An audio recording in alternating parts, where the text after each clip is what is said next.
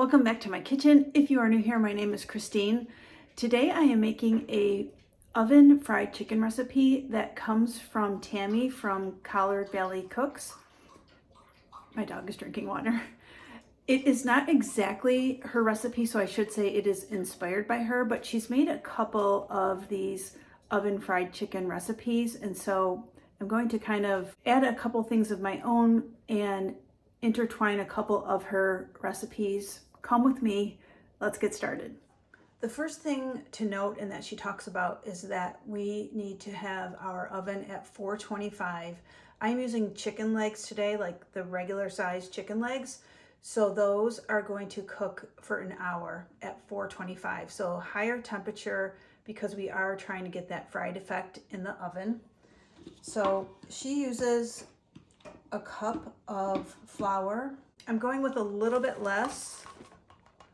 I can link these stand up, well, they're linked down below all the time, these stand up bag holders. I love these. These are really handy to set up like 4 or 5 of them if you are preparing like a bunch of chicken or beef that you're marinating and throwing in your freezer, and it's just handy for stuff like this. Anyways, I'm using a little bit less flour, and then I am going to add a little cornstarch to this. Just because I have found that cornstarch is really what makes things nice and extra crispy.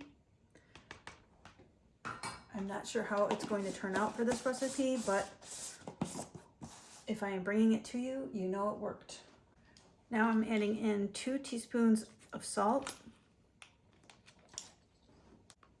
I'm doing a heaping teaspoon of pepper, 2 teaspoons paprika,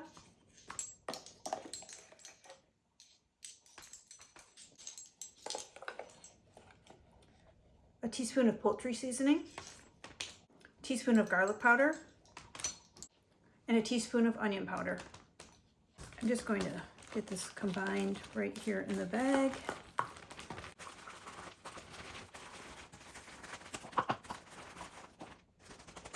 Just going to set this aside for a second. Okay, now I have a bowl with a stick of butter that is pretty much melted. And I'm going to take my chicken legs, I'm just patting them to make sure that they are nice and dry. And I'm just dropping them in. The other key part about this is that you want to make sure that the butter and chicken are around the same temperature. So you don't want your chicken to sit out for a really long time. Just 30 minutes to an hour, get the chill off of it, try to get it somewhat up to room temperature. And then I'm just going to get this all combined, get the chicken all really well coated with the butter. I've never tried this method before, so I'm kind of excited about it. I love chicken recipes. I love fried chicken. I love to cook with chicken thighs, so I do a lot of recipes with regular bone-in chicken thighs or boneless, skinless chicken thighs. I am a huge fan of chicken, and specifically like this, the leg or the thighs. I like the dark meat. I think it's better. I think it's more flavorful. Okay, that's good. Now I'm just putting the chicken into our bag of seasoning and flour.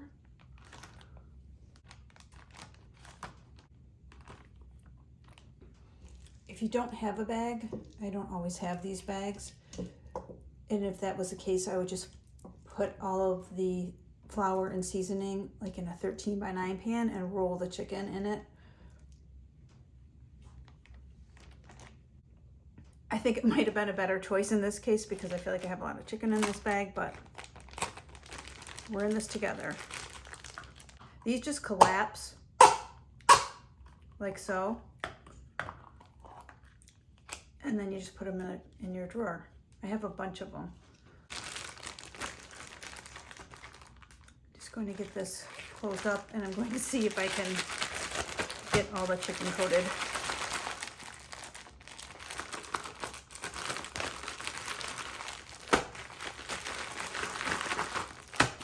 I think that's going to work fine. Okay, now to bake these, I am using a cookie sheet with a rack on top, just because I think that might lend to it cooking better on all sides and having it hopefully turn out a little bit crispy. And I just put a piece of parchment paper on the bottom here to make cleanup easier and because my pans are nasty. Okay, so let's get this out and see what it looks like. I'm kind of shaking off the excess too. This was so easy to pull together and such easy cleanup. I really hope this turns out. Let's get them in the oven. They're going in, like I said, at 425 for an hour. We will be back. I'll give them a try and see what we think. I will also have a separate video just for this coleslaw, but while the chicken is in the oven, I whip this up really quickly. I just shred up a bunch of cabbage. I do 1 large carrot and a little bit of red onion. You don't need much of the red onion. Just keep that in mind. A little bit goes a long way when you are grating it really finely like this. Once you get everything into a bowl, just season it with salt and pepper. And then I throw in a splash of red wine vinegar. And then I add in my Japanese mayo, which is the very secret ingredient. Highly, highly recommend this product. Then I add in some ground mustard, as well as a little bit of sugar. Give that a really good stir. Get everything really well combined. I then just put a cover on it and throw it in the refrigerator. And this coleslaw is absolutely to die for.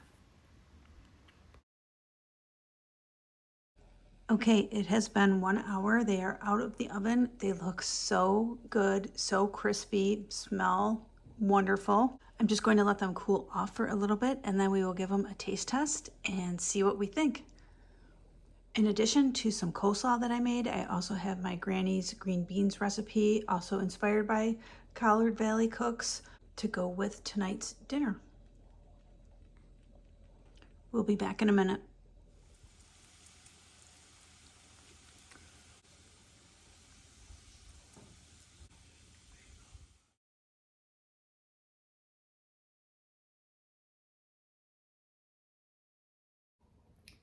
This is what it looks like. We're going in.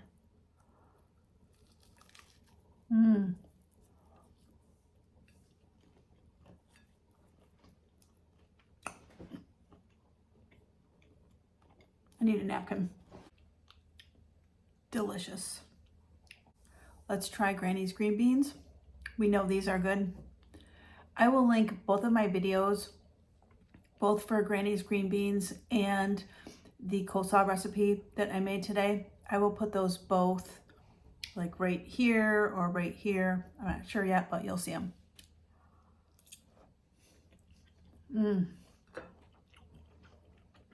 Granny's green beans are just to die for. I just cannot say enough about those. It is the most controversial video I have ever made, but they are so good. I don't understand like all the hate and controversy and mixed feelings about those green beans. They are amazing. I need another bite of chicken.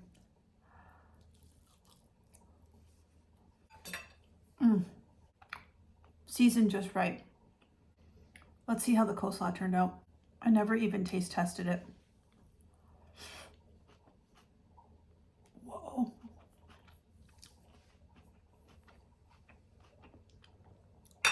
Wow.